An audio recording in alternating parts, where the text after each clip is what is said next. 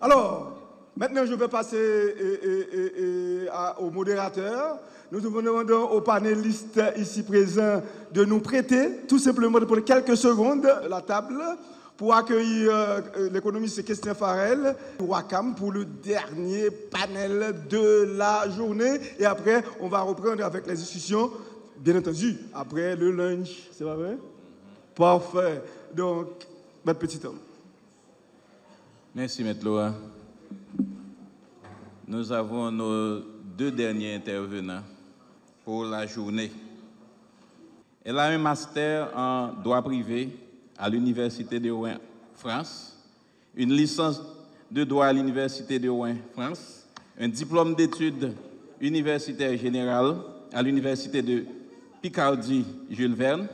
Elle a prêté ses services à plusieurs institutions étatiques, bancaires, organisations socio-professionnelles et caritatives de la place pendant des années. Elle a travaillé comme membre de l'unité légale de l'APB, Association professionnelle des banques.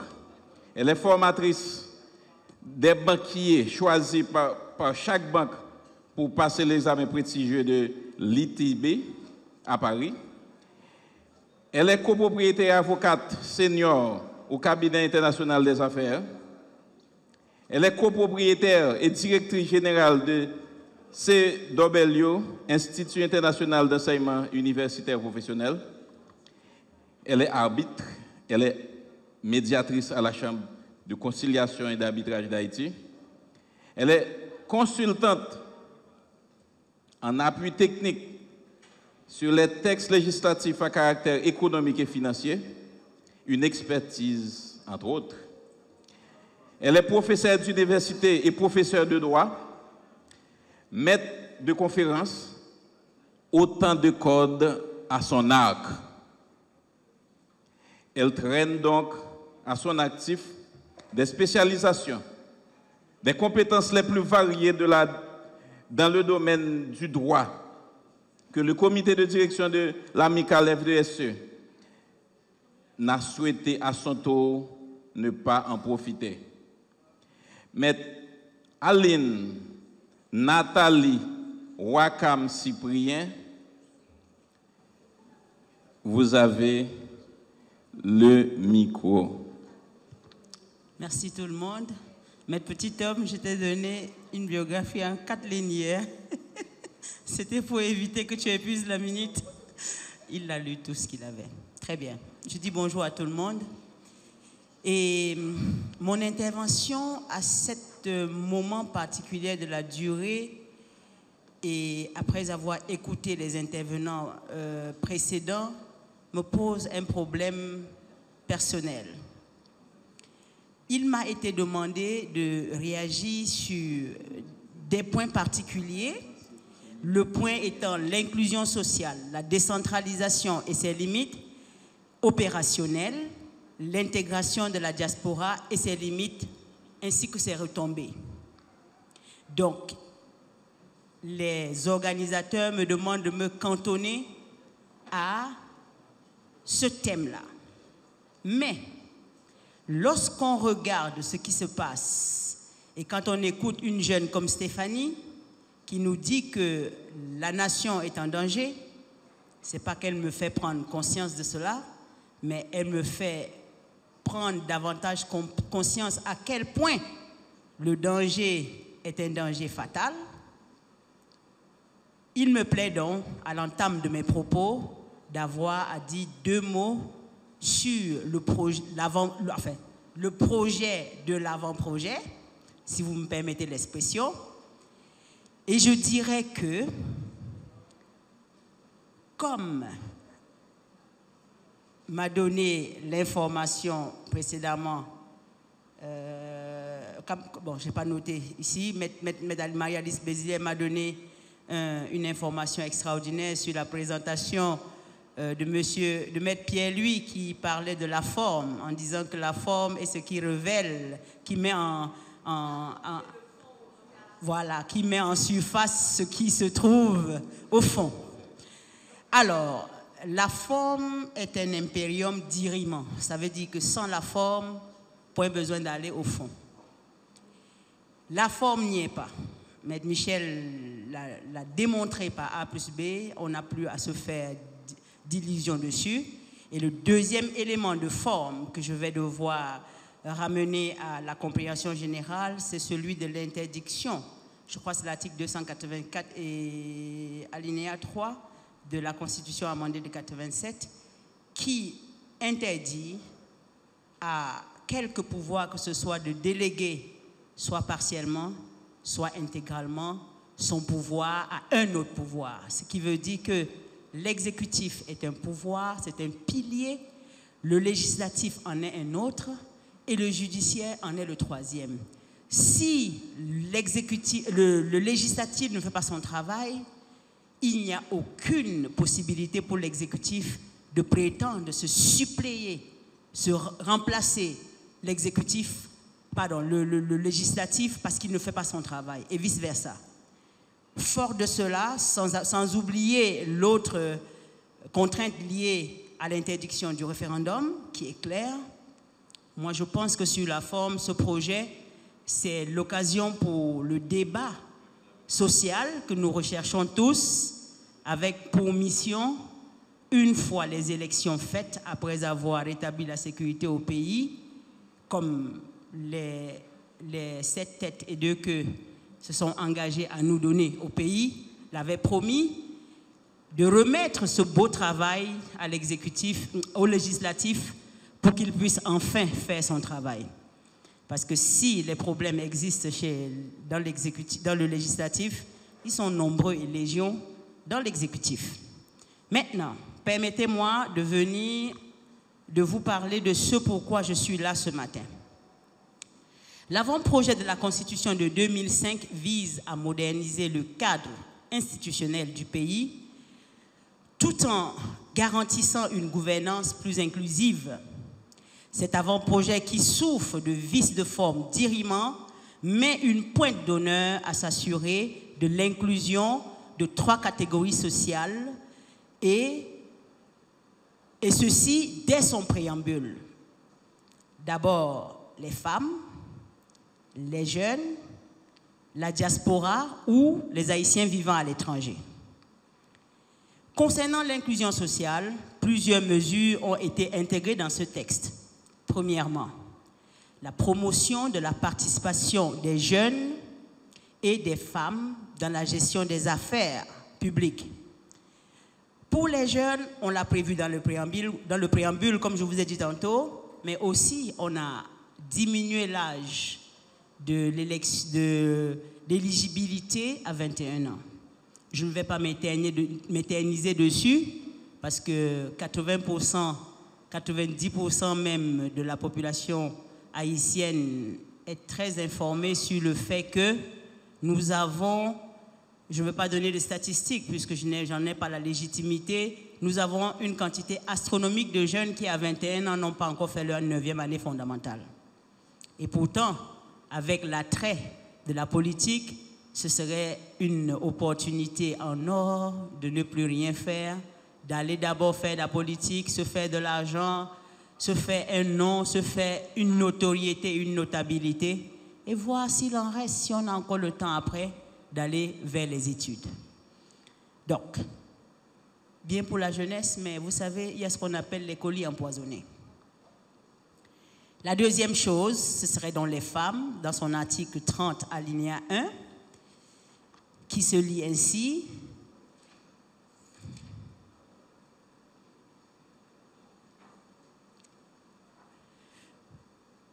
Tout parti politique doit encourager la participation des femmes et des jeunes dans ces structures. En fait, le législateur conscient de la place effective des femmes, nous représentons plus de 52% de la population. Auro Farrell est là pour me donner les statistiques exactes. Mais nous faisons partie des fourmis ouvrières de ce pays.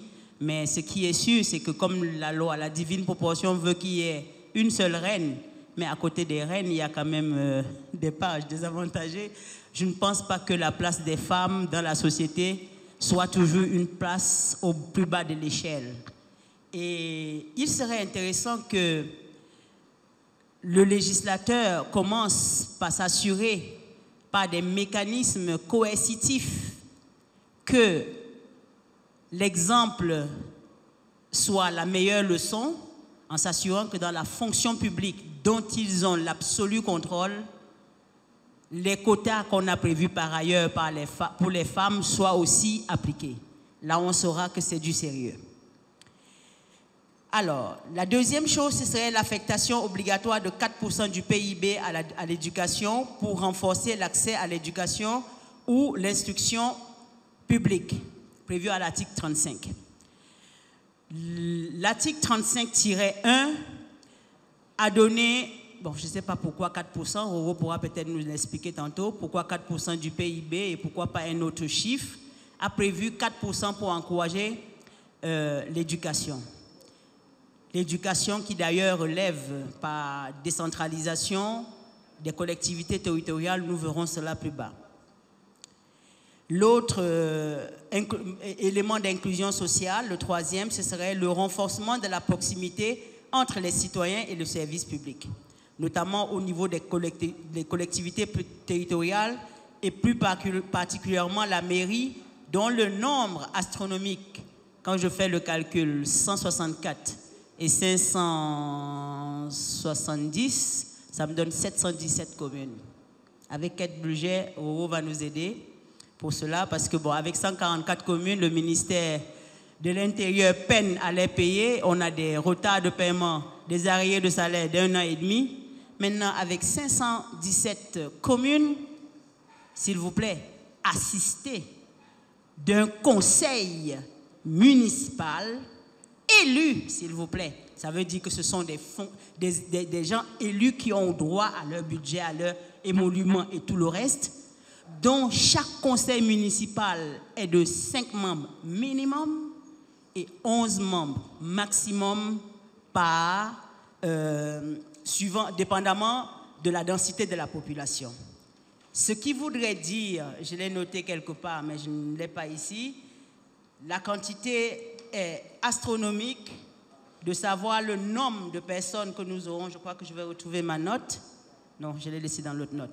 Alors, mais par réminiscence, on est à 3580 personnes si on a un conseil municipal de 5 personnes et on est à 4800 si on a un conseil de 11 personnes. Je ne sais pas si l'objectif de cette constitution, c'est de créer du job, emploi pour tous, je ne sais pas. Mais peut-être, comme disait Stéphanie, il n'est que de le savoir, de faire la recherche. Le quatrième point, ce serait la protection des personnes à besoins spéciaux, qui est garantie par l'article 35 alinéa 8.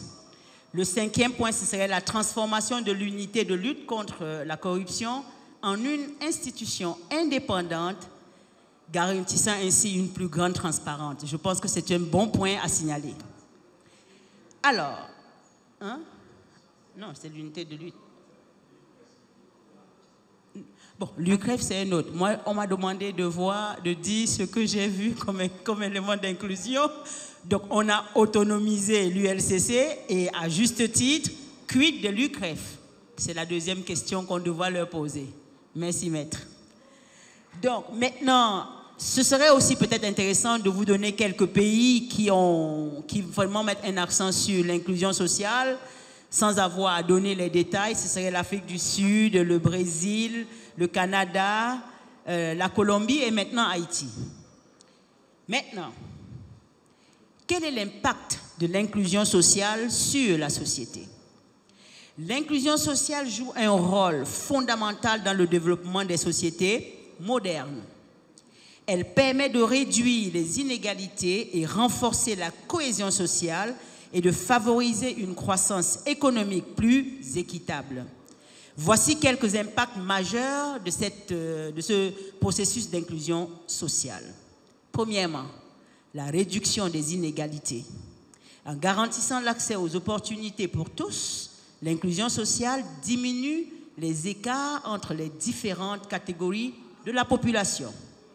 Deuxièmement, l'amélioration du bien-être collectif. Une société inclusive favorise un climat de solidarité et de respect, réduisant ainsi les tensions sociales. Le au grand goût, suspend voyer pour garder moun qui en l'air, mandé de qui prévient. Si vous avez ba parole à côté ou pas besoin de lever géo. Maintenant, quelques mots sur la décentralisation et ses limites opérationnelles dans l'avant-projet de 2025. Pour pouvoir parler de ce concept, il est, je pense, opportun et utile de commencer déjà par le définir, puisque vous savez que la décentralisation et la déconcentration sont les deux modes d'organisation et de gestion de la société. La décentralisation, la déconcentration étant le prolongement par délégation de compétences aux autorités établies et faisant partie de l'organe qui déconcentre, alors que la décentralisation venant avec l'octroi d'une plus grande autonomie. Concrètement, la décentralisation est un mode d'organisation d'un État unitaire qui consiste à transférer des compétences de l'État vers des collectivités territoriales et leur confère ainsi une certaine autonomie. La décentralisation peut être fonctionnelle quand l'État transfère des attributions de ses services publics. Le cas le plus patent étant le transfert, par exemple, non, ça c'est un cas de déconcentration, lorsque l'État haïtien donne le pouvoir à l'officier d'état civil de rédiger, par exemple, les actes de naissance et les actes de décès. Par contre, en France, cette mission appartient au maire, donc c'est un pouvoir déconcentré. Ici, en Haïti, le cas patent de la décentralisation serait l'autorité conférée au maire de délivrer, par exemple, les permis de construire. Ils n'ont pas besoin de consulter qui que ce soit pour cela. Alors, je vais vous donner une petite compréhension aussi de la notion de compétence. Les compétences de l'État désignent l'ensemble des pouvoirs et prérogatives juridiques qu'un État souverain exerce pour réguler les affaires internes et externes relevant de sa juridiction. Ces compétences incluent, entre autres, le pouvoir d'organiser la vie en société et maintenir l'ordre public, de collecter les impôts, de réglementer les activités économiques et sociales et de conclure les traités internationaux. Ça, c'est pour l'aspect externe. En détail, on peut distinguer plusieurs types de compétences d'État. Normalement, la compétence territoriale, l'État exerce ses compétences sur son propre territoire, c'est-à-dire sur le territoire qui lui appartient et sur lequel il exercera sa souveraineté. La compétence personnelle, l'État peut exercer ses compétences sur ses nationaux où qu'ils se trouvent, même en dehors du territoire. Par exemple, le droit de donner un passeport à l'étranger, un extrait d'archives à l'étranger, ce font partie des compétences personnelles de l'État. La compétence nominative, l'État a le pouvoir de créer des règles juridiques qui régissent la conduite des personnes et la situation des biens sur son territoire. La compétence opérationnelle, l'État a le pouvoir d'assurer l'exécution des règles de droit et de les sanctionner. La compétence constitutionnelle, l'État a le pouvoir d'établir la Constitution qui est la loi fondamentale. Comme maintenant, mais cet État-là, c'est le législatif et non pas l'exécutif. Et enfin, la compétence réglementaire. L'avant-projet de Constitution de 2025 propose une décentralisation renforcée. La Constitution de 1987 avait déjà prévu la décentralisation des communes avec concession d'une autonomie administrative et financière, disposition reprise dans l'avant-projet aux articles 66 et suivants.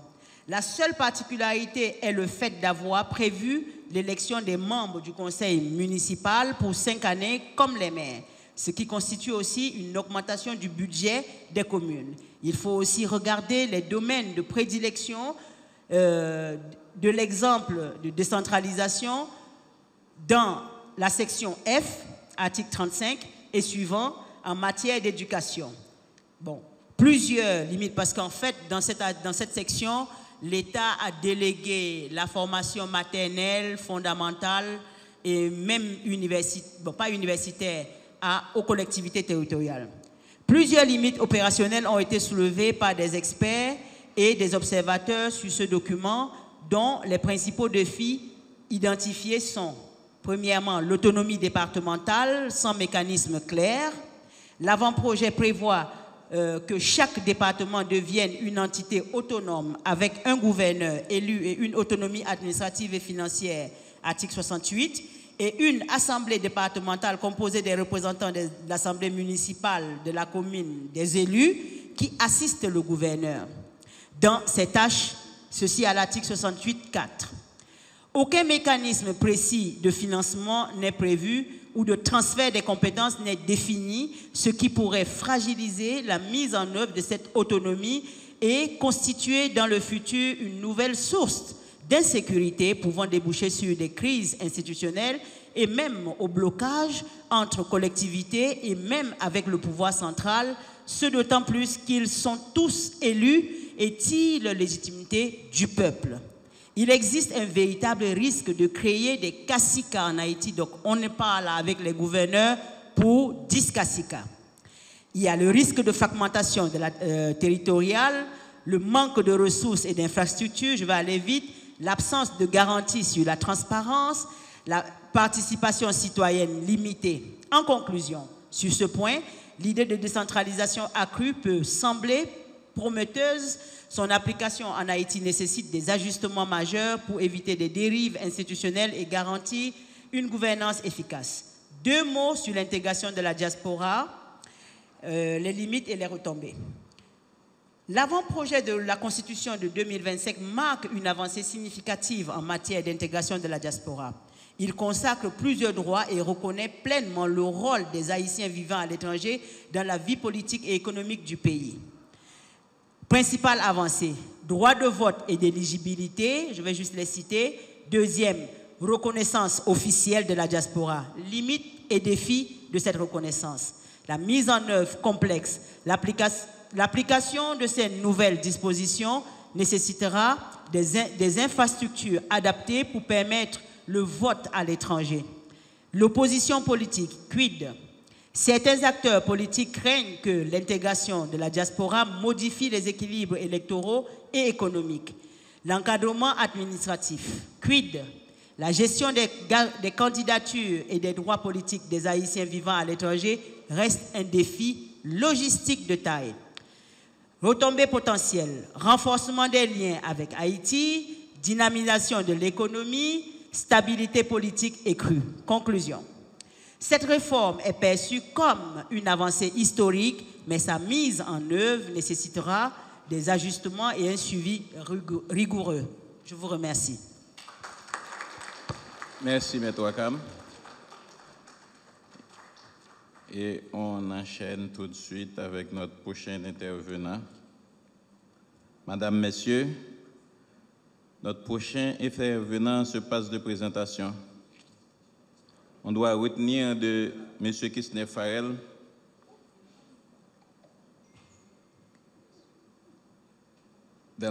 que son engagement dans la divulgation économique depuis plus de 3 décennies, il a décroché une maîtrise en administration sportive de l'Université Lyon et une maîtrise en administration publique de Harvard University. Il est licencié en sciences économiques et sciences politiques de George Washington University. Excusez-moi. Il est professeur et économiste. Il est président et directeur général du groupe Croissance SA, fondateur d'Educatec. Il joue un rôle central dans la diffusion et la sensibilisation des questions économiques, notamment en matière de finances publiques, par le biais de son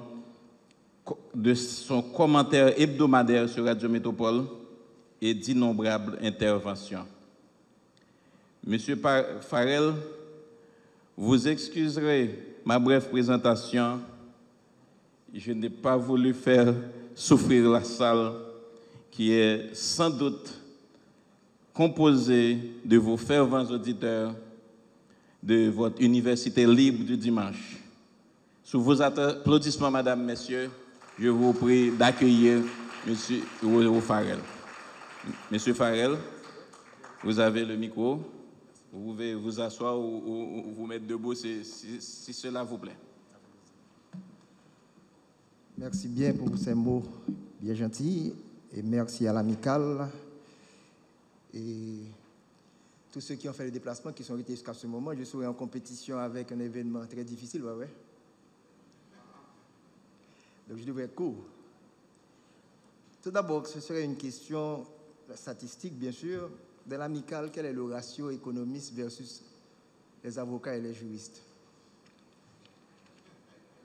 Ah, il y a là une mauvaise question là. J'aime un juriste, je vais apporter souterrain statistique là, pour que tout est déjà. Mais je suis sûr que les juristes sont beaucoup plus nombreux que les économistes au niveau de l'amicale. Baba, il pas vrai? Tu comprends? Donc, pour aller rapidement, je crois que tout a été dit sur le plan politique, sur le plan analyse, sur la forme, le verbe. Maintenant, essayons d'avoir quelques chiffres parce que nous allons résumer tout ça. Je ne suis ni pour ni contre le document. J'analyse le document de manière très, je pourrais dire, réaliste et sans aucune émotion. Et savoir combien ça va coûter pour réaliser. Si toutefois le projet passe, on parle de complot, pas vrai? Donc, combien ça va coûter nous, ça va le dire en quelque sorte. C'est ça qui est plus intéressant là. Donc, j'ai entendu le cadre institutionnel, Madame Wakam a commencé avec ça, donc j'ai mis pour vous exactement un écosystème qui vous intéresse et les juristes seront très contents dans la salle pour voir au sommet, c'est la justice et c'est bien le cas. On ne peut pas parler d'économie, de droit de propriété sans qu'il y ait un système judiciaire vraiment fiable. Et dois-je vous rappeler que celui qui a gagné le prix Nobel d'économie en 2024, M. Acemoglu, il a gagné en expliquant l'importance des institutions. Je crois avoir écouté cette semaine Michel Auriol qui parlait de ce que c'est une constitution. C'est pas moi des moyens parce que moi, nul n'a fait la droit, on ne va pas connaître du tout. Ma femme est juriste, mais même pas, ça ne va pas connaître du tout. Donc je vais regarder avec un œil très, très amateur, mais pour vous dire, voilà ce qui se passe en quelque sorte. Donc vous voyez la justice au plus haut niveau, la Cour supérieure des comptes, le Parlement, l'exécutif. Et dans le document, je crois avoir lu de manière très importante qu'est-ce qui va se faire et l'importance d'avoir des institutions solides. Et le moment où ça nous est capable de dire que tout ça n'est là, tout atteint. Le système judiciaire, on voit combien de crimes commis dans ce pays au quotidien et ça devient la norme. La Cour des comptes, comme vous le savez pour aujourd'hui, il y a une extension. Les 10 membres, ils ne sont pas qualifiés pour là. Donc c'est une cour qui ne fonctionne pas de manière normale. Le Parlement, n'en parlons pas. Nous commençons à oublier que les parlements existaient. Donc j'ai un grand dia exécutif là. On en vit actuellement. Donc je vais te dire, système dans plat à terre. J'ai un jeune qu'on a dit. Donc on peut bien comprendre qu'il faut qu'il y ait un moyen de remettre en place les institutions et les renforcer dans ce pays. Et la deuxième partie, les acteurs non publics, on ne peut pas les ignorer. Un peu le monde a dit ça déjà, qui rôle blanc, les acteurs externes sont là et on ne peut pas dire qu'ils ne sont pas influents dans notre système politique en quelque sorte. Et voilà le rôle de l'amicale, la société civile que vous êtes, comment vous devez vous intéresser pour remettre tout ça en place. Et les médias, maintenant, ça change radicalement. Ce n'est plus les médias traditionnels, multimédia, et nous connaissons beaucoup plus puissants les réseaux sociaux.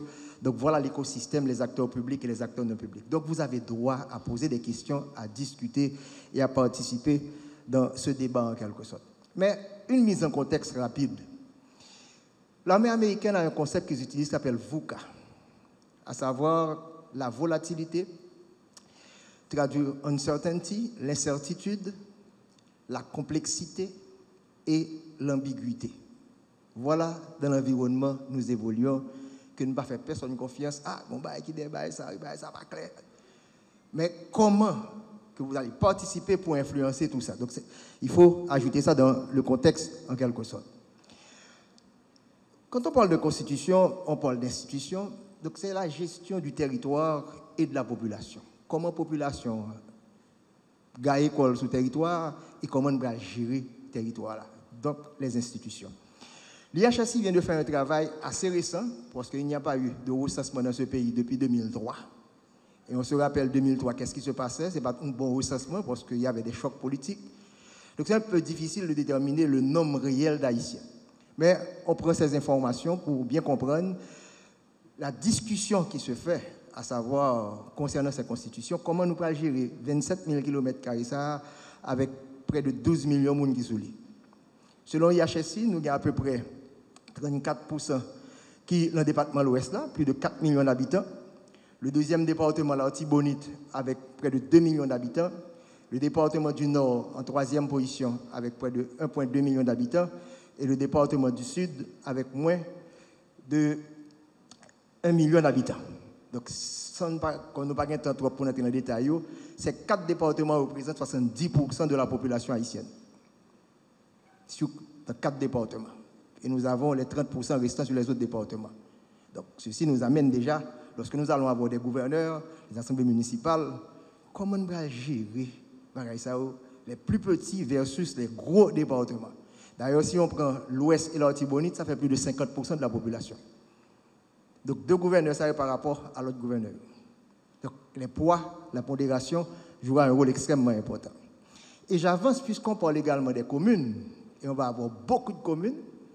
Donc, j'ai pris les chiffres de l'IHSI, les 20 principales communes du pays. Et beaucoup de vous seront étonnés que parfois, moi je travaille beaucoup avec les maires, quand il y a des magistrats, pas même quantité de monde qui est dans la commune. Et pas des moyens. On ne connaît même pas la population. C'est comme si j'ai la maison, je ne sais pas combien de monde qui est dans la maison, je fais budget à madame. Donc ça peut vous donner une idée, tout ce que ça va poser. Voilà les 20 principales communes. Et vous allez voir les Port-au-Prince, Carrefour, Delma, Gonaïve, donc jusqu'au 17e, 18e, 19e commune. Et tout le débat qu'on pourrait avoir, les premières villes, les deuxièmes villes, les premières communes, les deuxièmes communes, ça a beaucoup changé avec le temps en quelque sorte. Et regardons maintenant les 20 plus petites communes d'Haïti. Donc ça c'est sous l'égide de la Constitution de 1987. Nous allons entrer dans ça qu'a fait là. Et vous allez voir les communes comme Perche, La Victoire, Bonbon, Caracol, Grand Boucan. Et maintenant, avec les collectivités qui vont devenir des communes, donc nous voyons ça qui va le passer là. Ça c'est 146 communes que nous là. Donc comment on va avoir des budgets d'une commune comme Carrefour versus une commune comme Grand Boucan?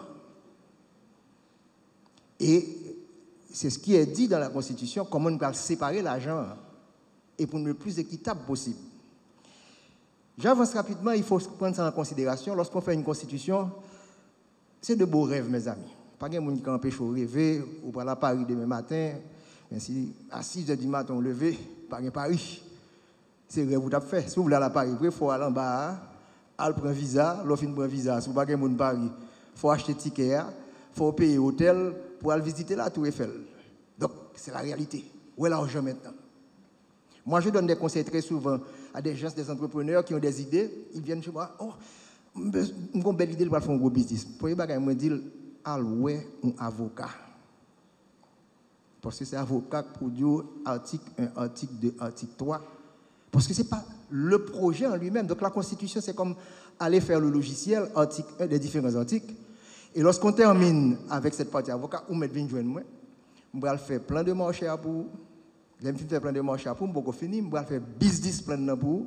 Donc, voyez combien d'étapes qu'il faudrait avoir avant de dire que votre projet, la faisabilité du projet. Ça devrait être la même chose pour une constitution.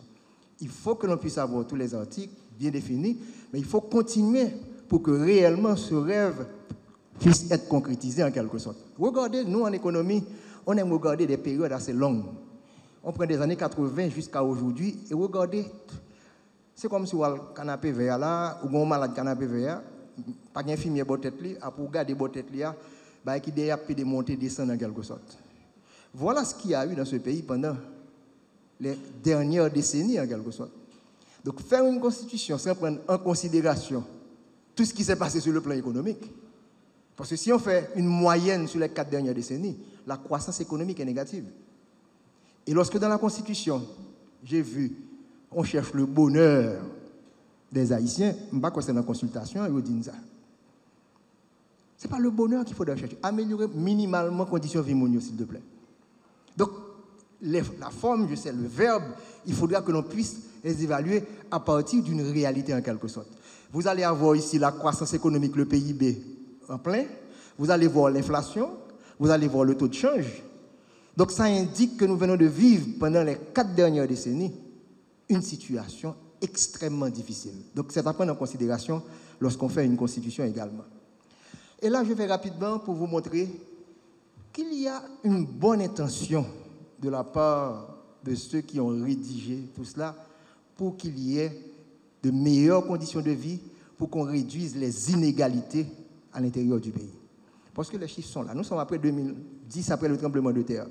Regardez, 79% de la population dans le nord-est était dans une situation de pauvreté modérée, n'avait pas $2 américains par jour. Regardez le nord-ouest, 81%. Regardez la grandance. Nous sommes en 2012. C'est une photographie. J'allais dire, mesdames, allez rechercher votre photographie en 1980 et regardez aujourd'hui. Mais c'est la même situation pour les messieurs. Cette situation n'existe plus aujourd'hui. C'est pire avec tous les chocs que je vous ai montrés tantôt. Que ce soit pour l'extrême pauvreté ou encore la pauvreté. Et j'avance rapidement pour fast forward, pour regarder qu'est-ce qui se passe. Il y a de ça 2 ans qu'on a fait une nouvelle photographie.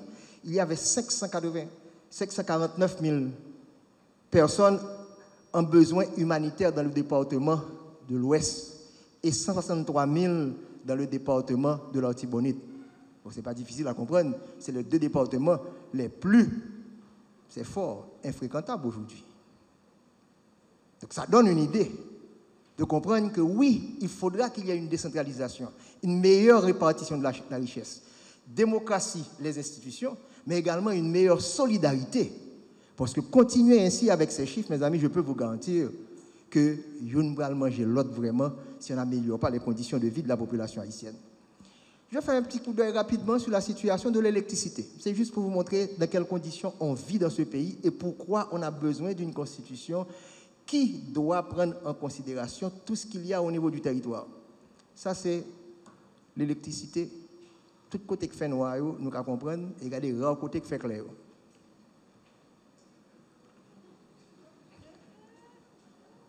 J'avance. Il n'y a pas que cela. Depuis 2010, on commence à comprendre l'importance de s'occuper des désastres. Bon, on était bien habitué avec les cyclones, mais regardez les 2 failles. La faille du sud, il travaille dans l'ouest déjà, il travaille dans le sud, on monte en l'air dans le nord. La dernière fois, c'était en mai 1842. Et vous savez ce qui se passe actuellement. Cette faille est en train de travailler. La éclatons le quand même. Est-ce qu'on est prêt? Est-ce qu'on prend tout ça en considération? La gestion du risque. Donc il y a les risques naturels, les désastres naturels, mais il y a ce qu'on appelle les man-made disasters. Désastres que nous créons nous-mêmes. Regardez des photos qui circulent les semaines sous Paco. C'est pour un cyclone, c'est pour un tremblement de terre passé Paco. Donc ouais, dans quelle situation que nous sommes en quelque sorte. Donc tout ça, c'est pour vous montrer qu'il faudra prendre en considération les énormes défis et on doit bien les analyser en quelque sorte. Puisqu'on parle de gouverneurs dans les départements, on parle de municipalités, on ne pourra pas compter exclusivement sur le budget national. Il faut qu'il y ait des activités au niveau local, puisqu'on parle d'autonomie financière. Donc j'ai pris les chiffres du système bancaire haïtien pour me donner une idée de qui ça gagne dans le département lorsqu'on parle d'un gouverneur, comment on va générer l'argent là, parce que sur grand monde, c'est pour générer propre corps, ensuite, il est capable de bon aide, mais on ne peut pas compter toute bagarre sous aide là. Et nous allons voir sur les 4 milliards de dollars américains qu'il y a dans le système bancaire haïtien, 3,3 milliards concentrés dans le département de l'Ouest, pour ne pas dire dans la grande zone métropolitaine de Port-au-Prince. Sur chaque 100 gouttes cap collectées, par contre, qui est là, à 2 heures banque qui va le fermer, si il y a 100 gouttes qui entrent dans le système bancaire là, 83 a prêté dans la zone métropolitaine de Port-au-Prince, malgré l'État où Port-au-Prince est là. Donc le reste, pour les autres départements. Le Nord n'a pas 250 millions de dollars américains de dépôt. Qui veut dire le gouverneur du département du Nord, quelle activité économique que vous allez avoir pour pouvoir réaliser tout ce que vous voulez au niveau des 19 ou 20 communes qu'il y a dans ce département. Il va y avoir beaucoup plus. La Haute-Tibonite ne dispose pas de 150 millions de dollars américains. Le département du Sud, autour de 120 millions de dollars américains. Alors, millions. On a mis milliers de dollars, c'est 3 milliards 364 millions 948 000 45 centimes. Bon, avocat et pas économiste, même qu'on a compté l'argent bien. Et les notaires, c'est encore beaucoup plus fort, ouais. Donc, c'est des milliards qu'on termine avec milliers. Donc, vous allez voir, le département de la Grand'Anse n'a pas 30 millions de dollars américains. Pourquoi ce tableau? Puisque l'épargne et le dépôt, c'est quoi? C'est ce qui vous reste après avoir consommé. Donc, s'il n'y a pas d'emploi, donc il n'y a pas de revenus. Donc, pas de revenus, ça veut dire qu'il n'y a pas de dépôt. Donc, de quoi les départements vont vivre? Prenons les départements de la Grand'Anse, les départements des NIP, en quelque sorte. Donc, je peux avoir un gouverneur, avec belle titre, belle machine, mais vous gérez quoi, en quelque sorte? Donc, si je vous donne ces chiffres pour bien comprendre la faiblesse qu'il y a. Mais il faudra comprendre qu'est-ce qu'il y a dans la tête de ces individus, même s'il est négatif, pourquoi on parle tant de décentralisation. Après le tremblement de terre, on a mis en place le fameux plan stratégique de développement d'Haïti, avec la refondation territoriale, la refondation économique, sociale et institutionnelle. Pourquoi? Parce que c'est après le tremblement de terre, nous venons découvrir que nous prenons toute sanguine dans le pays, nous mettons Chita dans la zone métropolitaine de Port-au-Prince. Si le tremblement de terre a été fait, Mol Saint-Nicolas ou bien Chardonnière, nous ne pouvons pas jamais parler de lui, parce qu'il ne peut pas avoir ni monde, ni bien pour le décraser. Mais comme ça a touché le cœur du pays, je ne vais pas dire de l'économie, du pays, où tout est concentré, donc on a fait ce plan. Mais ce document que vous avez préparé par le ministère de l'Économie et des Finances, vous dit quoi? Comment l'on fait budget, 300 milliards de gouttes là, comment on partage le budget? Si le gouvernement a décidé, il dit, bon, année, ça ne pas séparer budget en programme et projet, que chaque monde passe et n'a très équitable, n'a pas chaque monde même quantité d'argent. Donc on prend le montant divisé par la population, oui, on aura moins de 25 000 gouttes par habitant. Mais le département de l'Ouest, côté nous hier, il y a 48 000 gouttes par habitant. Et le département du Sud-Est aura moins de 550 gouttes par habitant. Donc on comprend, on préfère vivre avec les gangs ici que d'aller dans certains endroits où il y a la sécurité quoi, physique peut-être, mais sans sécurité alimentaire, sans sécurité santé en quelque sorte. Donc tout ça vous montre qu'il faut qu'il y ait une réflexion qui soit réalisée pour résoudre les problèmes. Maintenant on va vite parce qu'il reste très peu de temps. Donc voilà ce qu'on cherche dans une constitution, c'est comment réduire la pauvreté, les dimensions, la santé, l'éducation, le niveau de vie. On en a mis dans le document. Et nous allons voir ici les 17 objectifs de développement durable. Malheureusement, ils n'ont pas consulté ça et Haïti a signé ces objectifs. On parle beaucoup d'éducation dans le document, mais sans jamais ajouter éducation de qualité. Donc l'OD des 4, mes amis, on ne peut pas mettre beaucoup plus d'argent, 4% du PIB, pour l'éducation, pour n'importe quelle éducation. Il faut qu'elle soit une éducation de qualité en quelque sorte. Je ne vais pas rester, c'est le plan de planification stratégique qu'on pourrait avoir lorsqu'on fait une constitution, ou une grosse vision, et en tant qu'on descend pour capable arriver le plus bas possible, where is the money? Au fin rêver, coûte l'argent. Et c'est important qu'on puisse prendre ça en considération. Et je pourrais résumer tout ce qu'on a dit là, voilà un autre écosystème, l'élément fondamental. La Constitution dit, ouais, les objectifs de développement durable, la santé, l'éducation, logement, on a tout promis, mais comment va-t-on mobiliser les impôts? C'est le travail des fiscalistes. Le mot-clé, la gouvernance publique, à savoir, on va avoir les lois d'application, qui est-ce qui va le mettre en application? Qui est-ce qui va le veiller à bonne gouvernance là? Que ce soit public ou encore privé en quelque sorte. Et cette croissance du PIB dont on parle en quelque sorte. Donc, Donc faire une constitution sans regarder, et j'ai entendu ça ce matin, sans faire un diagnostic du malade et de savoir où va-t-on trouver l'argent et qu'est-ce qu'il faudra faire, quelles sont les ressources humaines qui seront disponibles pour faire le travail, donc ce ne sera pas facile en quelque sorte. Ce tableau pourra résumer pour vous rapidement la réalité, puisque si je fais constitution aujourd'hui, il faut regarder le budget aujourd'hui. Regardez le montant d'argent du budget, 323 milliards de gouttes, et on l'a dit dans la constitution, à savoir les recettes fiscales. Et dans ce tableau, c'est le budget de guerre, 217,5 milliards de gouttes dont nous disposons comme recette fiscale. Donc si on prend 4% du PIB, parce que 4%, le PIB est différent de budget, 4% du PIB de tout gâteau, ça veut dire près de 187 milliards des 217,5 milliards de gouttes. Donc si je dois respecter la Constitution à la lettre, M. le ministre des Finances, je dis, mais la Constitution, pas de choix, c'est qu'on prend l'argent, vous voyez l'éducation. Il restera moins de 50 milliards de gouttes pour la santé, pour la sécurité. Donc, c'est tout simplement pas faisable. Donc, on parle en critique de la Constitution juste pour Constitution, mais l'homme était 4% PIB, madame Kamade Bozi, comment retrouver, à quel niveau? Donc, voilà la situation. Et regardez les dépenses courantes. Des 217 milliards de gouttes, la première ligne, on va prendre 184 milliards de gouttes de dépenses courantes. La masse salariale, là, je suis un député, je suis un sénateur, je suis 500 magistrats. Je suis une masse salariale qui a déjà mangé 100 milliards de gouttes actuelles.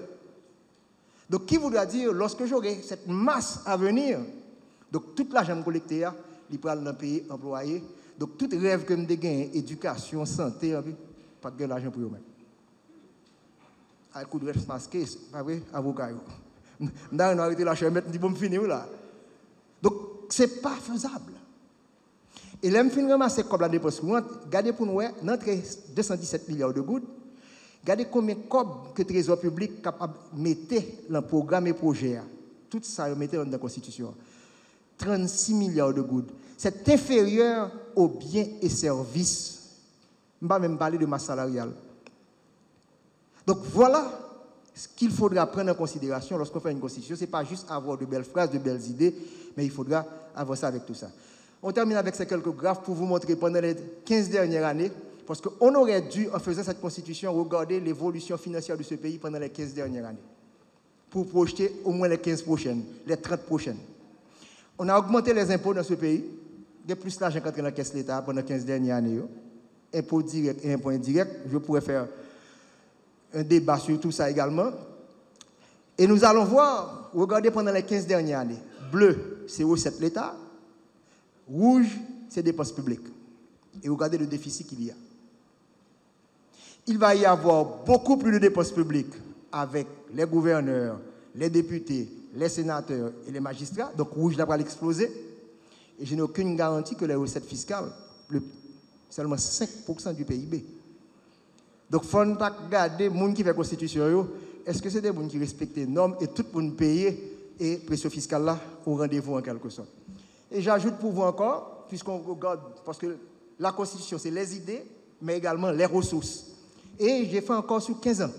C'est le travail qu'ils auraient dû faire. Ils auraient dû aller au ministère des Finances, s'asseoir avec le directeur du budget, dire montrez-moi comment la situation financière là est. Pour nous capables nous-mêmes garder comment la situation pour aller en ce sens. Et nous allons voir, rouge, je fais très attention, les dons avec le départ de l'USAID, je peux vous garantir, ça va diminuer. Et les ressources domestiques ne sont pas bien dépensées en quelque sorte. Et là, je prends la police nationale. On fait tellement de débats, il y a tellement de grands stratèges militaires dans ce pays. Regardez pendant les 15 dernières années ce qui s'est passé avec la police nationale. Je retiens l'année, l'exercice fiscal 2019-2020. On n'a pas investi une goutte au niveau de la police nationale pendant l'exercice 19-20. On a commencé à avoir une augmentation. Donc, lorsqu'il va y avoir une compétition entre l'éducation et la sécurité, ça posera de sérieux problèmes également. La dette, regardez comment on s'est endetté pendant les 15 dernières années, parce qu'il faut prendre ça en considération également, parce que c'est une possibilité de financement. Vous allez voir comment la dette a explosé pendant l'exercice 2021. Et, encore une fois, merci au Venezuela, qui a réduit une bonne partie de la dette l'année dernière. Sinon, la dette le service de la dette serait en concurrence avec l'éducation, avec la santé et d'autres secteurs en quelque sorte. Donc voilà, chers amis, pour finir, pour résumer tout cela, c'est de vous dire, faire une constitution, il faut avoir des sociologues, il faut avoir des anthropologues, consulter toutes ces personnes. On aurait dû regarder pourquoi la constitution de 87, ça passe, pourquoi ça va réussir.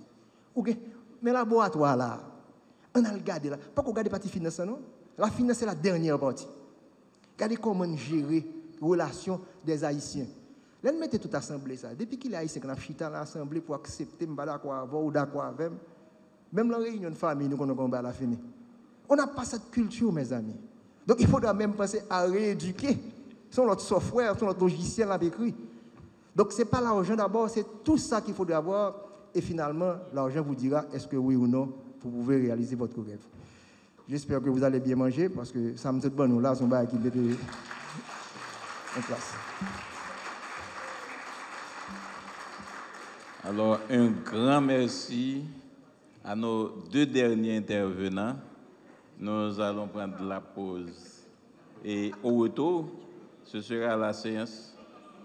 Rapport de l'homme haïtien au droit, mais rapport de l'homme haïtien à la nourriture aussi. Depuis le fin de manger, cambis crasé. Donc, ce qui suffit, on va passer au débat avant le lunch. Parce que ça, c'est l'haïtien. Bon, alors, ce n'est pas la même chose pour dans les Caraïbes. J'ai été au congrès de Toastmasters. On passe à table avant la cérémonie. Mais ici, chez nous, ça ne passe pas comme ça. Donc, c'est la cérémonie d'abord et la nourriture ensuite. Voilà, mesdames et messieurs, nous sommes très heureux. Nous sommes arrivés presque à la fin de la journée de débat sur la Constitution. Nous allons prendre maintenant une autre série de questions. Les panélistes qui sont là peuvent nous rejoindre autour de la table également. Parce que nous allons passer l'idée dans le dernier moment sur tout ça que tu as décidé déjà. Maître Doléan, Maître Blaise, Maître Eugène Pierre-Louis, nous avons Maître Wakam qui est déjà sous table là. Et nous déclarer que Steph Farel Maître, je vous dis.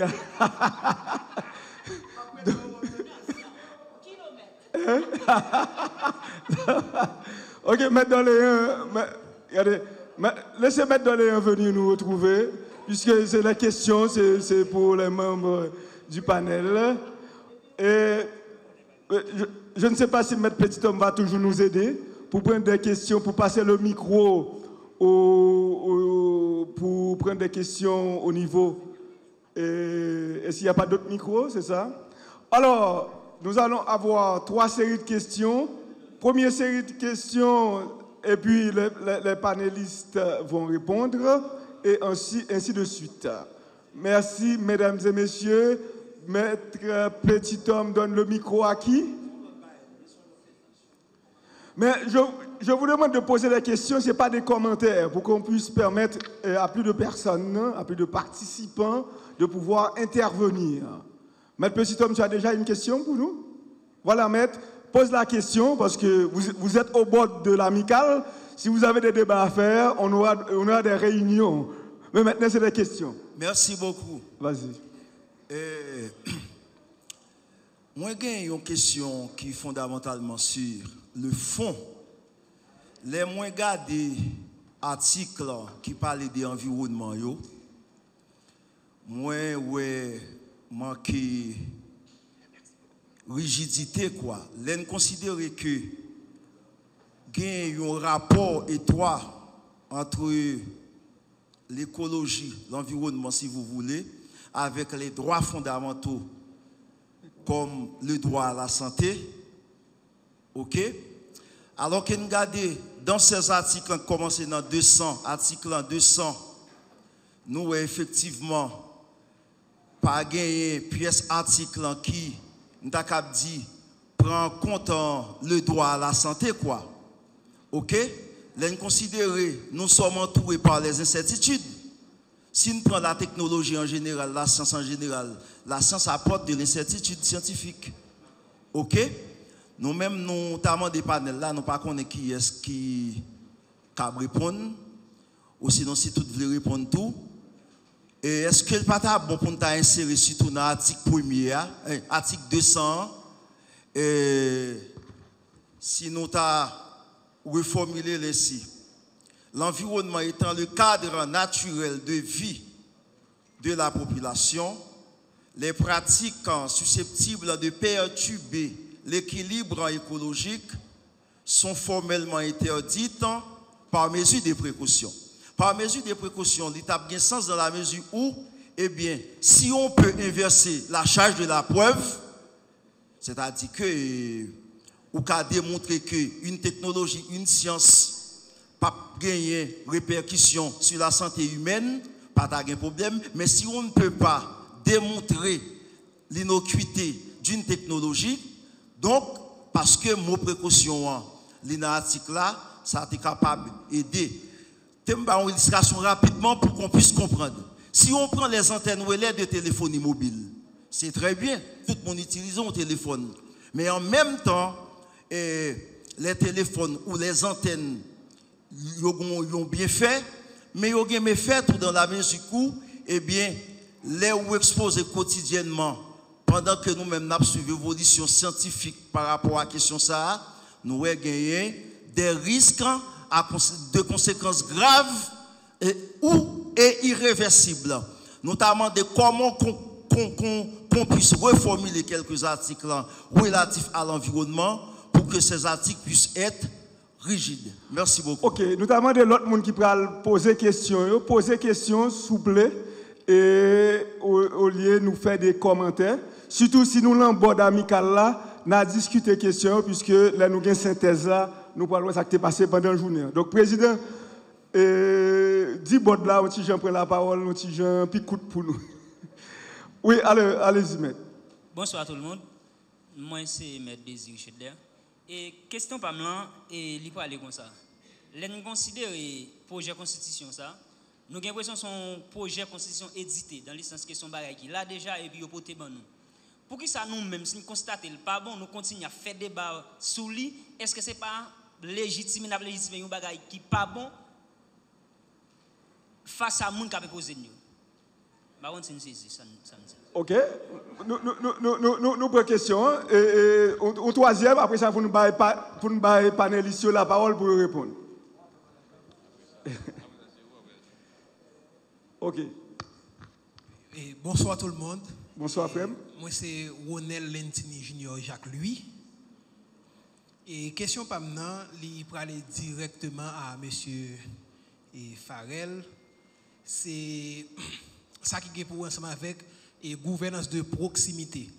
Dans la présentation, il a montré faiblesse économique qui gagne dans différentes communes et départements. Mais est-ce que le pas pensé que décentralisation ça permettre que les communes et départements gagnent plus bonne recette fiscale tout. Gouvernance de proximité. Est-ce que l'IPAP augmenter recette tout? Merci. OK, panel la parole. Là, on finit de répondre à la deuxième série de questions. Pour me résumer pour nous, une question qui parle sur le droit à l'environnement. Et une deuxième question qui parle. Bon, c'est une question pas bon. Pour que ça a discuté de lui, si ce n'est pas légitime, on a légitimé question ça. Et troisième question adressée à Maître Farel. OK. Là, pas Maître Farel avant ou bien?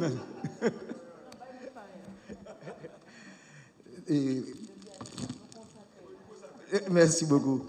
En fait, la Constitution n'a pas manqué bien parler de droit, non? Si je regarde dans la page, c'est la première fois que je consulte la Constitution dans le point ça, tout doit être bien défini. Droit au logement, droit à l'éducation, droit à la santé.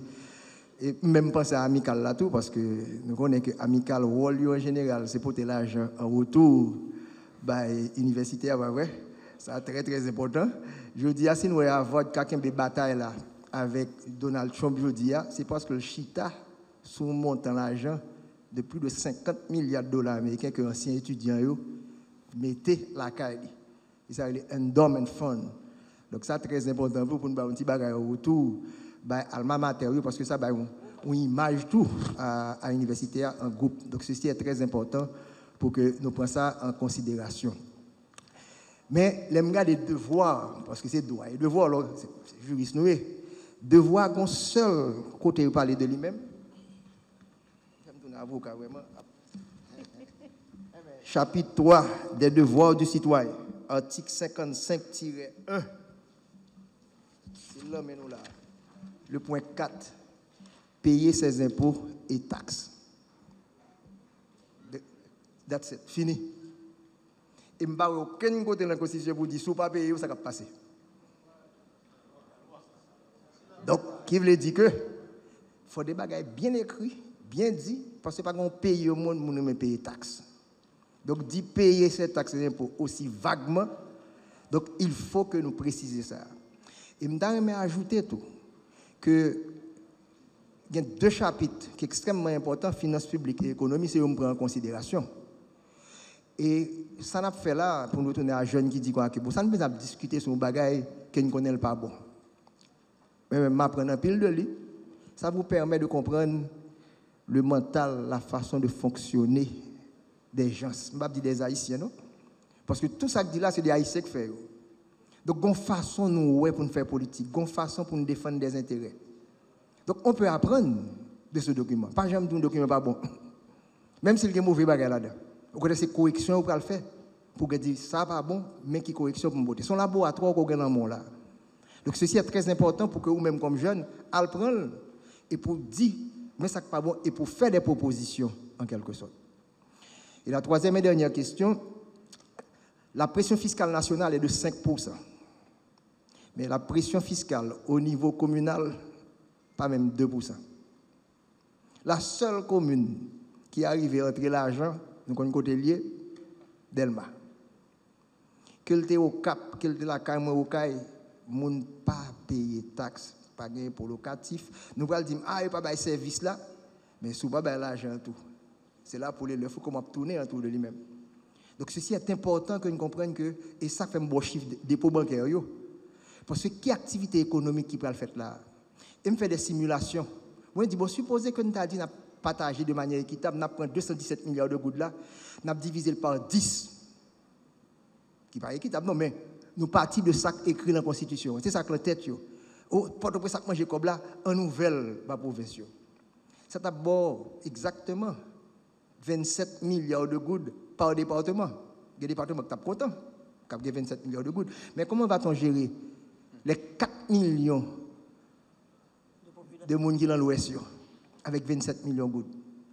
Il a écrit, je ne vais pas rentrer, nous, dans la Constitution, il dit, ça a fait, il a proposé pour prendre moitié l'encoble de là pour envoyer dans les régions.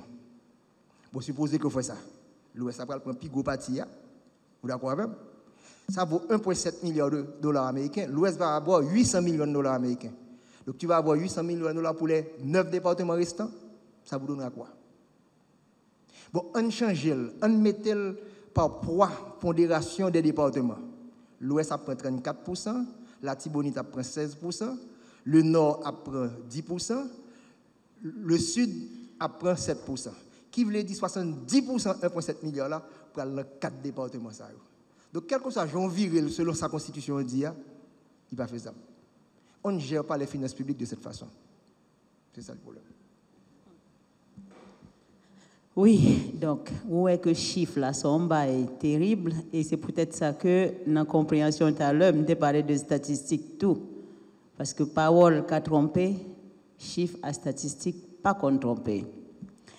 Pour me venir sur question jeune qui t'a demandé, dit pour qui ça nous connaît, constitution à pas bon, on a débattu sur lui, m'a partagé avant en sagesse africaine.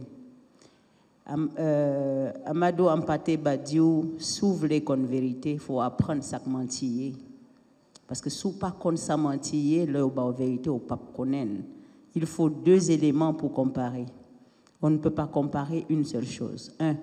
Dans l'exposé, je fait nous remarquer tout que normalement, toute constitution dans tout pays, pour gagner sa légitimité, il faut débattre question à tous les niveaux. Et c'est ça qu'on a fait là. C'est peut-être ça, pour moi, fort de l'irritant constitutionnel qui dit que, référendum interdit, et sans irritant ça, Constitution 87 pas fait 40 ans. Deuxièmement, l'irritant qui dit que nous, avons un pays qui a une séparation de pouvoirs, c'est 3 pouvoirs qu'il a, Ce n'est pas parce que yon faible que l'autre la gagne droit, quel qu'il soit pour remplacer, qu'il reste dans le rôle, qu'il range la caille. Donc, il faut nous parler de questions en Kounia. Pendant qu'on a parlé de questions en profondeur Kounia, nous tout prendre des débat pour mener tout partout, nous profiter du monde de pinga. Reste dans le rôle, nous, parce que ça n'a pas fait engager nous dans la société. Vous parlez de lui, par exemple, moi-même, ça qui est effaré, c'est des pouvoirs que vous avez le département. Dans la sociologie haïtienne, nous avons des caciques qui viennent caciques. On en avait 5 en Haïti. Je dis, nous avons 10. Est-ce que nous pouvons comprendre que l'autonomie administrative et financière que le gouverneur a fait que il pas gain pour prendre aucune autorisation dans le même pouvoir central là, il rend compte à l'Assemblée départementale là, même pas au gouvernement, il baille gouvernement un rapport. Je ne sais pas si vous mesurez ce que ça veut dire.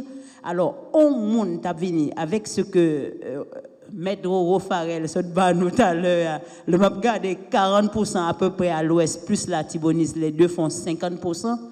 Imaginez, et les teneurs de la politique haïtienne sont de l'ouest et de la Tibonite. Ça, c'est analyse PAM. Imaginez que 2 teneurs, ça dit, bon, nous-mêmes, nous pas là-dedans, nous déclarer que nous autonomes, nous avons dégagé nous la caille, nous, président, pas mettre pied là. Est-ce que vous vous rendez compte que par la création dans les départements des gouverneurs, ils ont créé des territoires côté que un président gagne droit sous département parle, il pas qu'à bouger. Je prends un président à l'ouest et que gouverneur qui gagne tout pouvoir, ça a décidé que bon, ou pas dans même bannière politique que moi pas rien va faire dans l'ouest là. Comment le gouverneur, le président de la République fonctionne? Je pense que vraiment, objectif en constitution, c'est porter la paix, c'est porter bien-être. Nous critiquons la Constitution 87 là, qui fait 40 ans d'inapplication, pas d'inapplicabilité. Il y avait des éléments d'inapplicabilité, surtout en ce qui concerne, par exemple, question délégué dans le département, chef de département, il y a siégé dans le conseil de ministres et tout le reste. Ils reprennent un peu Kounia.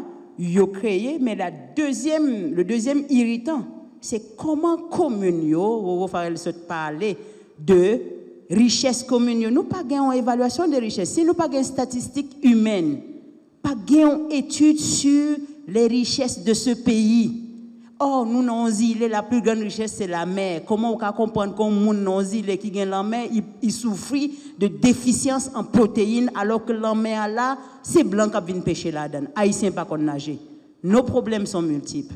Donc moi-même penser que débat ouvert, faut nous parler et faut nous dire ça fait nous mal. J'ai beaucoup apprécié l'intervention de la jeune Saint-Louis qui nous a donné une leçon de vie ce matin pour faire nous comprendre que nous, ces grands mondes, pas prendre jeunes pour égarer. Il y a des jeunes qui pensent dans ce pays et qui sont capables de défendre le pays. La question de ressources humaines, Biden et compagnie a vidé nous les ressources. L'amicale forme des jeunes dans ce pays à minimum, même pas, bon, il va constituer 1% de ce que tu as payé dans une année de formation, par exemple, en droit à l'étranger. Et pourtant, mais amicale là, si on demande des quantités d'avocats qui sont dans la salle, là, juges, dirigeants qui passent là, pour chaque monde bail, il y a 10% dans le salaire à l'église, mais il n'y a pas 1% à l'amicale. Donc, excusez-moi, où sont nos intérêts dans cette société?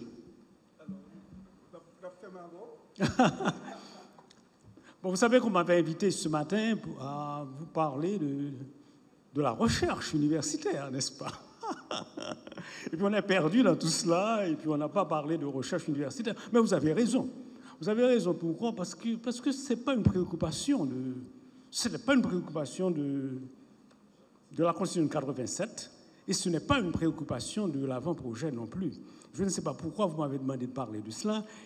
C'est l'article qui parle de la recherche universitaire dans cette Constitution et la reproduction de l'article de la Constitution 87, et puis c'est l'article le plus court pratiquement de toute la Constitution. Je vous réfère, donc c'est l'article 180 qui dit la création de centres de recherche doit être encouragée. Point final. Encouragée. Point final. Bon. Mais à la vérité, c'est ce qui est repris, c'est ce qui a été prévu aussi dans la Constitution de 87. On n'a rien changé pratiquement, c'est toujours la création de centres de recherche doit être encouragée. Ce n'était pas la préoccupation de nos amis du comité de pilotage. Là, comme je vous ai dit, la préoccupation, c'est de distribuer un peu le pouvoir, et puis sans contrôle, sans préparation. Et c'est pourquoi je vous dis que le projet est démagogique. Parce qu'on distribue tout d'abord le pouvoir à tout le monde, mais à quelle préparation? Parce que c'est l'université qui devait faire la préparation, mais non. Quel est le contrôle? La Cour des comptes qui devait assurer le contrôle, eh bien la Cour des comptes est négligée dans tout cela. Mais si vous voulez avoir une idée de comment on pourrait esquisser une politique de l'éducation dans une constitution, je vous ai fait distribuer là, comme une contribution de l'Académie de formation et de perfection des cadres, le titre, une partie, l'extrait de la constitution, du document de travail de la constitution de la refondation. C'est seulement le titre 3 que je vous ai donné sur la refondation éducative. Et bien, vous pouvez le lire à la maison et puis vous faire une idée au cas où, comme je le souhaite, au cas où ces débats, et là je réponds à la préoccupation de mon jeune ami, si ces débats, que je souhaite d'ailleurs, sont transposés dans le cadre d'une assemblée constituante, eh bien à ce moment-là, on pourrait faire état de cela. Donc si vous dites pourquoi, j'ai tenté de répondre à votre question, pourquoi, alors qu'on sait que les dés sont pipés, mais on en discute quand même, eh bien justement, c'est pour faire le constat que les dés sont pipés, et puis pour vous recommander de ne pas envoyer de recommandations, d'envoyer seulement une recommandation, une seule recommandation, tout le monde, une seule recommandation, envoyer tout cela devant une assemblée constituante pour qu'on puisse avoir la chose normalement. Voilà. Deuxième série de questions, et on va pour la deuxième série de questions. Il y a une question en ligne. ULCC, institution indépendante, quid de UCREF? Alors, ça c'est une question. Alors, doyen, on va mettre deux questions dans celle-là, puis on va tourner sur. On va fâcher pour ça? On tire. Alors, ça me devait besoin de signaler pour l'amicale là surtout. C'est nature travail nous fait aujourd'hui, après que c'est pédagogie ça, conférence nationale a été fait. C'est pédagogie ça, conférence nationale a été fait. Si vous avez besoin vraiment, peuple la nation a apprivoisé, épousé, travailler, qui t'a balancé une légitimité en compréhension. C'est ça que fait étudiant, il répond suffisamment déjà à le comprendre, mais espère pas suffisamment de notre pédagogie nous fait là jeudi, l'enrichissant et me penser qu'à servir au modèle pour avancer avec la conférence nationale. Et ma petite blague avec vous, mettre au Farel yo dit, il résume exactement ce que FDS est. C'est la faculté de droit et des sciences économiques. Donc on a placé la même de manière légitime et c'est ça pour nous travailler, pour nous avoir plus d'économistes, parce que le travail va permettre un rapport scientifique et c'est ça me dit l'état des lieux pour te faire pour nous aller vers les grands chantiers nationaux. Merci. Ok. Alors, là, nous allons retourner sur le panel là. Nous allons donner priorité à M. Daniel Blaise. Deuxième série de questions. M. Petit Homme, vas-y. Merci. Moi, c'est Ernst Julien, étudiant en la faculté de droit et étudiant finissant. J'ai deux préoccupations, bien que M. Doléan déjà font passer sur une préoccupation qui est article 180 avant projet de loi constitution ça, qui parlait de la création de centres de recherche doit être encouragée. Malheureusement, tout comité de pilotage en parle là, qui c'est des figures emblématiques dans le monde intellectuel en Haïti. Pour que ça aspect recherche, il est obligé en bagaille qui a la volée pour l'État haïtien. Il a regardé flot jeunes qui ont quitté le pays depuis surtout après l'enlèvement de terre, parce qu'il n'y a pas d'assistance, qui était capable de bien intéresser à la question de recherche. Et nous connaissons la question de recherche. L'État doit avoir un bagage fondamental pour l'État, parce que si l'État investit dans la recherche, un cas juriste, un obligé avocat, un ensemble de sujets qui m'ont intéressé dans la société. Je dis l'État investit dans moi, je travaille sur lui. Comme ça, les crises politiques, l'État a besoin des travaux qu'il fait déjà, des données pour qu'il soit capable d'avancer et sortir en état de crise.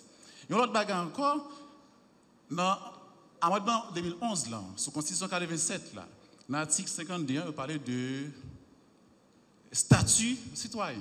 Pas de problème. Il reprend encore dans l'article 55 dans l'avant-projet de loi. Ça. Pour qui ça, comité pilotage, ça, si la Constitution ça qui était là déjà, pas bon, et on essaie de définir le statut citoyen, pour qui ça, pas définir le statut. Il y a un étudiant pour qu'il y ait des relations qui sont capables de développer, surtout dans la zone Caraïbe, avec des universités. Je suis un étudiant haïtien, voilà ce qui me définit comme étudiant haïtien.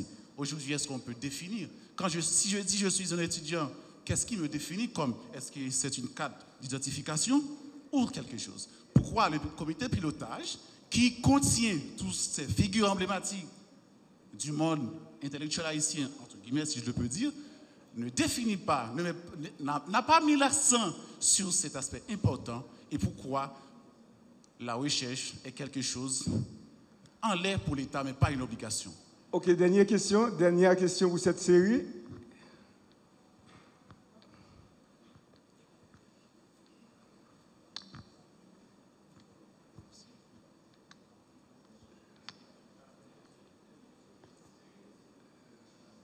Toutes mes félicitations aux responsables et dirigeants de l'amicale. Je suis Rodrigue Olibert, avocat au barreau de Port-au-Prince. Moi toujours dit comme ça qu'en Haïti, on veut tout faire, sauf le respect de la loi, et par contre, tout est effondré. Et tout continue à s'effondrer. Moi, dans la présentation, M. Farella, il mettait en fait la justice au sommet dans la présentation là. Et pendant que je suis là, moi, j'ai parlé ensemble avec nos amis. Ce qui préoccupe maintenant en Constitution, c'est de regarder que la commune est la plus petite entité territoriale et administrative. Le premier monde qui vient dans la tête, c'est M. Farel. Moi, je dis, mais est-ce que toute commune est capable de supporter ça? Je suis avocat, mais moi, problème sur le plan économique d'abord. Parce que la commune qui est là, pas même capable de supporter ça, ils ne sont pas capable de répondre avec toute prolifération de communes qui sont moi, d'abord sur le plan économique. Et moi, par regret que je fait réflexion ça, il paraît que les gens comme M. Farel, pas même en fait, pas capable de consulter sous bagage ça. Donc, la question que je me poser, c'est directement à M. Farel, face à un tel constat, tout le monde qui l'a gagné, ses professeurs et autres, nous avons un public que nous-mêmes, nous prenons en fait affronter, etc. Nous avons un travail de vulgarisation pour nous faire. Ce n'est pas une vulgarisation sur ça qui fait là, mais une vulgarisation sur le danger qui gagne. Donc, question que je me poser avec M. Farel, que doit-on faire dans ce cas? Merci. Bon, alors, panel là, à qui je remets le micro? À qui? Bon, les chiffres ont la tête dure. Hein? Il y a 6 communes qui ont 217,5 milliards de gouttes de ressources fiscales dans le budget de guerre là. C'est 6 communes qui potent. Ou déjà, qui 6 communes qui ont. Donc, pour vous dire que reste commune, même avec toute fierté, mon nord, mon sud, deuxième ville, troisième ville, jour à nuit, parce que les chiffres parlent. Comment pour nous arriver à faire mobilisation fiscale là? Vous rapprochez même des montres là?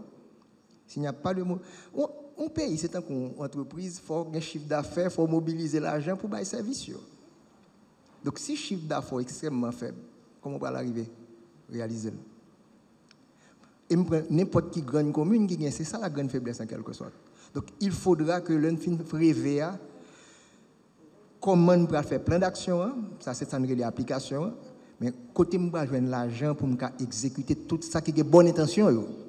Et c'est la raison pour laquelle il ne faut pas jeter le bébé avec, pas faire ça. Documents ça, les étudiants les plus jeunes, plus jeunes, ils n'étaient pas derrière, les montrer dans la salle, observer ça. Nous avons matière pour nous faire, ça nous capable de mémoire. La recherche, c'est un gros mot, mais là, au niveau de groupe croissance, là, on prend 15 ans de dépenses publiques, 15 ans de recettes publiques, c'est la recherche liée. Ce sont bonnes données qui sont dans le ministère pas utilisées. Mais moi, regarder les comportements des Haïtiens, comment ils comportent financièrement, comment ils comportent fiscalement. Et je regarde les dépenses fiscales. Dernièrement, dans toute discussion que tu as bien là, fait CPT avec budget. Lorsque RNDDH finit éclater, même malais, je me dis, bon, je regarder pendant les 15 dernières années comment l'exécutif, présidence et primature se sont comportés en quelque sorte.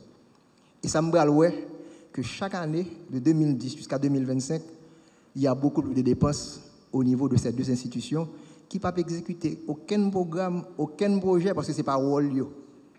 C'est job de bail. Voilà. Donc, lorsque je regarde ça, je me dis, bon, je regarde ça qui passe dans la sécurité, bon, je parle de ça qui passe dans l'éducation. C'est ça la recherche, c'est ça le développement. On peut faire des recherches extrêmement avancées pour développer, mais on peut prendre ce qui s'est passé et là, pour dire aux jeunes, pas jeter ça, à regarder, il y a un comportement, parce que c'est haïtien pareil, nous qui écrivons. Nous sommes capables de dire qu'il y a intérêt là-dedans. Bon, so what? C'est pour défendre l'intérêt pas. Si le cas défendre l'intérêt pas ou pas défendre l'intérêt pas, c'est problème pour eux. Donc, comment trouver l'intérêt commun maintenant? Mais l'argent, c'est toujours le nerf de la guerre. Et traçabilité, le mot qu'on utilise en agriculture, c'est le même bagaille. À regarder côté comme la bras dans le budget, à regarder côté comme la bras dépenser, on va comprendre qui intérêt qui gagne en un pays. Donc, c'est bien d'avoir le verbe, la forme, dit gros mots, mais l'argent, c'est lui qui prend le bord réellement comment un pays fonctionne en quelque sorte. The beautiful big bill de M. Trump qui mettait la bataille avec Elon. Pour qui ça Elon fâché? Elon pas ouais cobli dans le budget. Il beautiful pour, mais pas beautiful pour lui. C'est ça lié, c'est les intérêts et c'est l'argent que bosse ça. Alors, pour donner suite à l'exposition de M. Farel, et je dirais qu'en plus d'aller regarder et de voir, mais il faut prendre des dispositions. Alors, à ce moment-là, on va parler de plan stratégique pour passer à un plan d'action. Parce que si on voit les conflits, on voit les problèmes, il faut prendre des dispositions. D'où l'importance de notre rassemblement aujourd'hui pour voir qu'en tant qu'intellectuels ou bien universitaires, nous avons beaucoup de travail à faire dans la recherche, en plus de regarder, mais il faut faire des propositions. Comme j'ai exposé dans mon travail ce matin, j'ai fait le parallèle du cas de la Belgique pour aboutir à un type de société ou bien un régime politique. Ils sont passés par 6 réformes avant d'établir leur réforme et leur système en définitif. Des réformes au point de vue structurel, au point de vue culturel et même linguistique. Nous avons aussi ces problèmes. Combien de fois on parle de réforme en Haïti? On a entendu parler de réforme de la fonction publique et de l'administration publique, mais il n'y a pas que ça. On a parlé de réforme de l'éducation avec le ministre Bernard. C'est seulement maintenant qu'on essaie de mettre ça en application. Il n'y a pas d'autres réformes. Il y en a. Mais dans la recherche, on a les résultats, mais il faut prendre des dispositions. Ça fait longtemps que je n'ai pas entendu parler de livre blanc en Haïti. Alors, quelle est notre planification? Alors que dans d'autres pays, c'est chaque année, on a un plan pour l'éducation, un plan dans chaque domaine pour que chacun sache à quoi s'en tenir, qu'est-ce qu'on veut pour notre pays. Alors, les recherches, ça sert aussi à ça. Merci. Bon, alors, mesdames et messieurs, je vous demande d'applaudir le panel, hein? Libérez vos mains. Ah, c'est un panel copieux. Alors, c'est seule l'amicale qui peut avoir ce panel-là, hein, depuis ce matin. Donc, il faut applaudir l'amicale FDSE. Vous pouvez rester ici, là. Alors, je n'ai pas le droit de placer le mot de la fin, parce que j'ai été invité par l'amicale à jouer ce rôle, mais c'est l'initiative de l'amicale F2SE Et le mot de la fin va être fait par Maître Résident. Je vous demande d'applaudir, s'il vous plaît.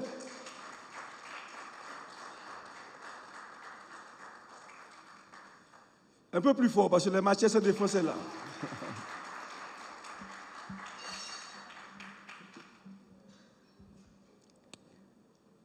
Mesdames, Messieurs, professionnels du droit, avocats stagiaires de la promotion Boniface Alexandre, au nom de l'amicale de la FDSE, nous tenons à remercier chaleureusement tous ceux et toutes celles qui ont pris part aujourd'hui à notre conférence débat autour de l'avant-projet Constitution d'Haïti.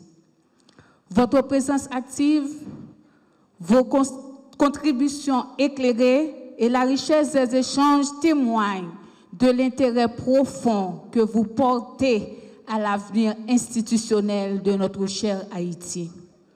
La journée d'aujourd'hui a été l'occasion de réfléchir ensemble dans une démarche académique et citoyenne aux enjeux et perspectives de cette proposition de réforme constitutionnelle. Nous voulons remercier d'une manière très spéciale les panélistes, les modérateurs, les intervenants et les sponsors qui ont permis le succès de cette initiative par leur expertise, leur disponibilité et leur engagement. Ensemble, continuons à œuvrer pour une Haïti plus juste, démocratique et respectueuse de l'état de droit. Ensemble, continuons à œuvrer pour une Haïti plus juste, démocratique et respectueuse de l'état de droit.